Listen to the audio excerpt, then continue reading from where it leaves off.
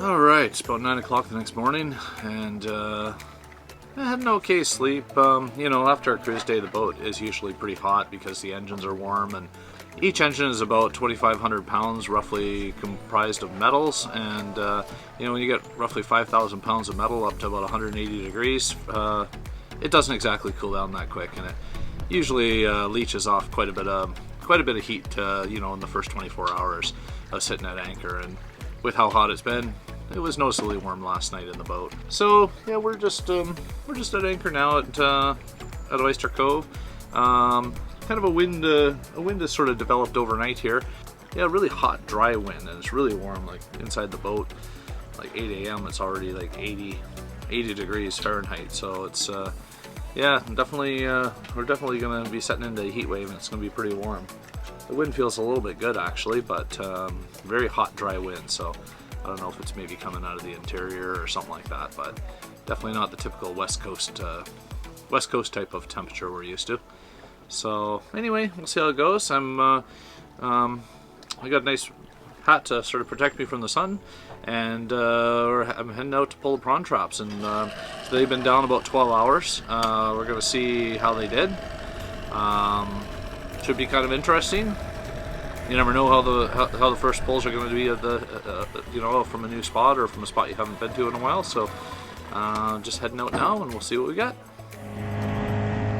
All right, so just doing the prawn pull like we did last year. So I got the run line is set going back to Hunter. Then there's the Scotsman, and then the anchor lift going down to the prawn trap. And so I'll probably go ahead here for another minute or two, and then we should have the trap up to Hunter.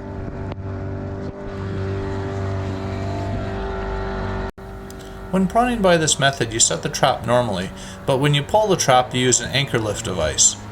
Pull the trap line through the anchor lift, then tie to the back of the dinghy. Attach a large Scotsman buoy to the anchor lift to promote drag and lift on the trap line, then simply pull the trap to the surface.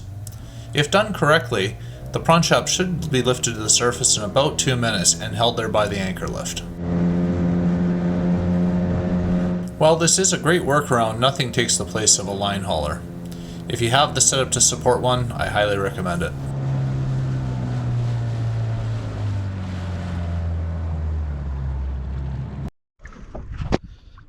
Well, not too much on this one. Looks like we only got about 2 prawns. Nice size, but it is only 2, so it's not even really enough for a cocktail. Anyway, let's pull the second trap, see how it looks. Well, we almost got skunked on this last one, so let's see how this one does. Might be a bit better. I can see the trap down there.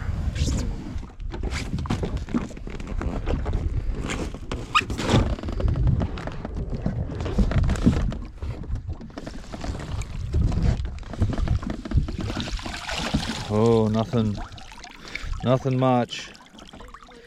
Looks like we got those little sort of crab things, and looks like we got a little bit of prawns, but not too much. So I guess we'll take what we got here, but might have to find another spot.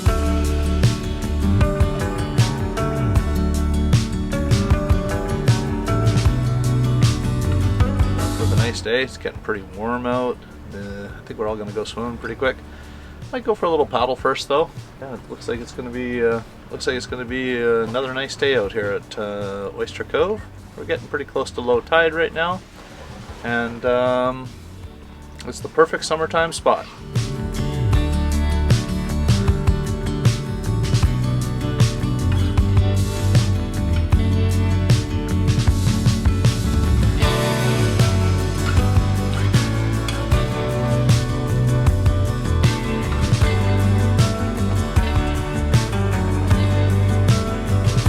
Oyster Cove is the closest thing to a traditional anchorage in Pendrell Sound.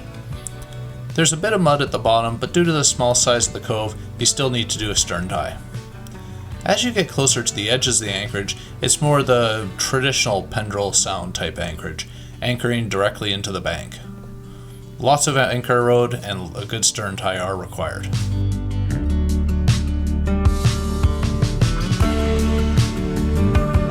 pretty nice day, pretty warm. Lots of sunscreen on. Hat really helps. Yeah, just checking out the end here. At some point we'll probably have to we'll probably go for a little ride here in the next day or two, and we'll probably have to come back. So I'm just looking at options for anchoring in here, and you know, where else I could drop the hook if it's really busy. And this cove tends to get kind of busy because it's Pendrell Sound's not an easy place to anchor. Most of it's all rock and it's fairly steep, and the only way you get set up here is you have to drop the anchor, back up, and then tie off to shore. And you know, forget about the rules of scope and minimum 3-to-1 or 4-to-1, or you know, that doesn't really apply here. Essentially, it's if you get a good 2.5-to-1, that's great, and then essentially your stern line is what keeps you secured. So I'm just looking around here, just trying to get an idea of where I can maybe alternatively drop. And you know, one of the other considerations you always have to have, that's great, you drop your anchor, you get set up for where you want to be, but the other issue is, are you going to be in the way of somebody else anchoring, and are they going to anchor over top of you, or will you risk anchoring on top of somebody else? And you know, I found the best thing to do is to check with people and try and get an idea where their anchor is, but then that way, you know, everybody feels comfortable about where each other are and that sort of thing. So but I think there might be a good spot here, and then backing off to the island across from where we're at right now. So just kind of scoping it out, and with low tide it's nice because then you can sort of see the low water and reefs and that. And you know, if you have the chance to either have your dinghy with a depth sounder is probably the best, but you know, even just to take a paddle around and just peep over the side and see where the rocks are, take you know, some, you know, if you line up, there's a rock this way and some rocks this way that you can sort of line up on, then you can follow that same sort of location method to catch the spot you're sort of scoping. And but anyway, always nice to paddle around these spots. Paddling is definitely the way to explore, whether it be a paddleboard or kayak or you know, the dinghy, you know, a little bit noisy, a little bit more of a utility item. The kayak, you at least get to sort of sneak up on the wildlife and see things before they take off. In Pendrell Sound and parts of Desolation Sound, oysters grow very well. Be extremely cautious of going ashore where you may come into contact with them. Oyster shells are razor sharp and will cut your feet, your dog's feet, and inflatable dinghies. Take caution.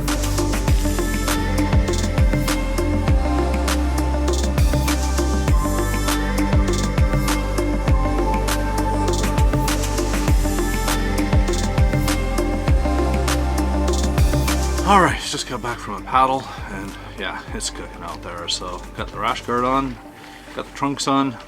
Definitely time to go in the water. I'm not sure what temperature is. I think it's about getting pretty close to 95 inside the boat, so it's really hot. And yeah, it's gonna be a cooker. The wind's totally dropped, so I don't know, we'll see if we get any wind later, but it's definitely a warm day.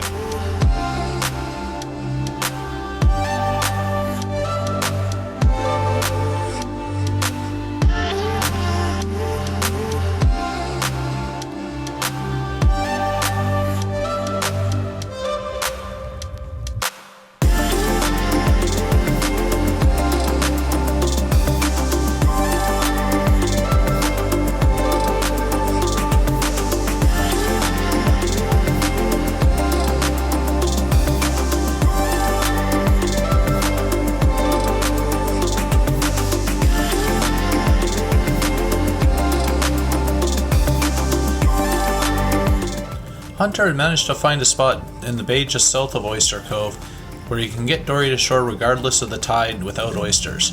If you have a dog, it might be something to look for.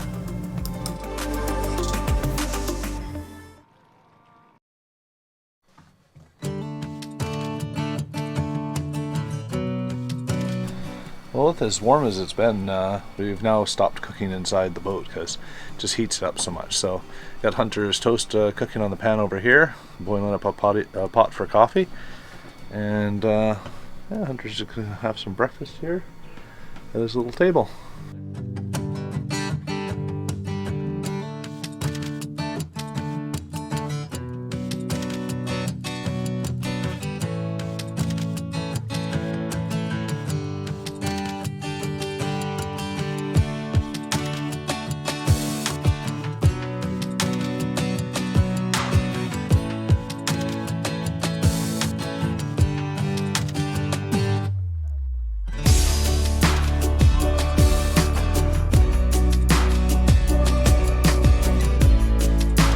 By midday, the tide is really low and the lagoon entrance dries, such a contrast from high tide, as seen early and late in the day. Alright, well, we're just having a few drinks and having some snacks here. So we got some baguette garlic bread that we made, and we got the fresh prawns from Pendrell Sound. And yeah, always so nice when they're fresh. They peel right from the shell. It's one thing that's nice when they're fresh. They don't, you know, if you have them when they're frozen and then you cook them, they tend to stick to the shell. But this way, they always just come right off, and it's pretty nice stuff.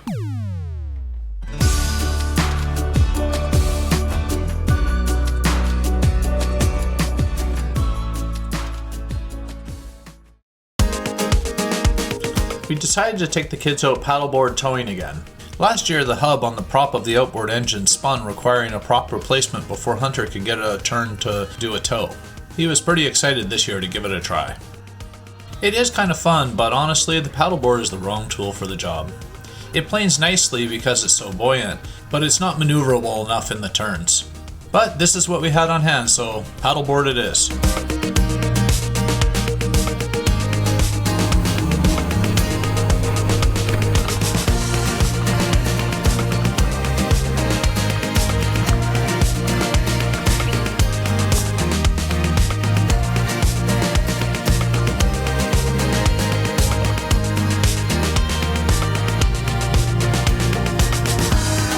Both Hunter and Makena did a bunch of pulls on the paddleboard. However, on this last run with Makena, we'd lose a camera to Pendrell Sound.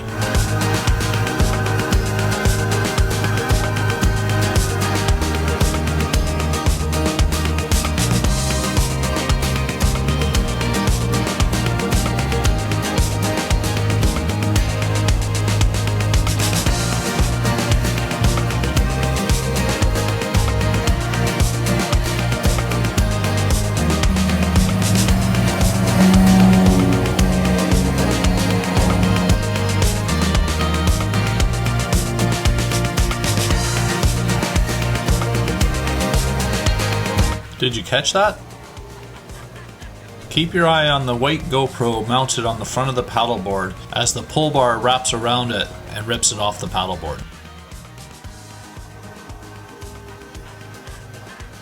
I didn't realize it at the time, but when Makena said, "Where's the GoPro?" it became pretty obvious, and reviewing the camera footage, then we at least saw where it went. I would have loved to have had the footage from this camera, but at least we caught the footage of it going into the water. At that point, that was enough paddleboard towing and filming for one day. It was time to go swimming. I think we gotta go swimming. I'm getting overheated. Okay, get on the paddleboard and we'll get you aboard. I'm gonna go drop Hunter off at the other boat.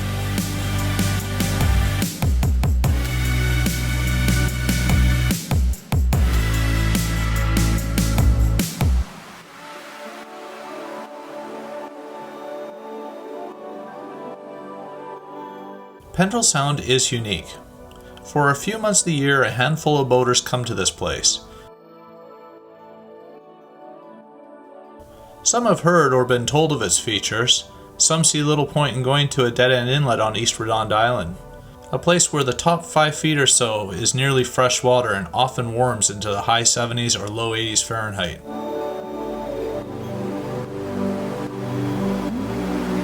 I'd rather tell everyone it's a terrible place and make up stories why you shouldn't come here. And it's not for everyone.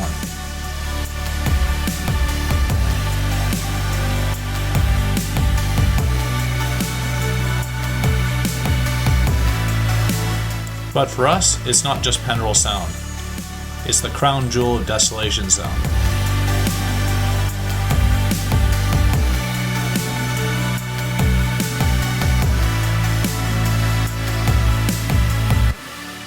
And it just claimed one of our GoPro 8 cameras.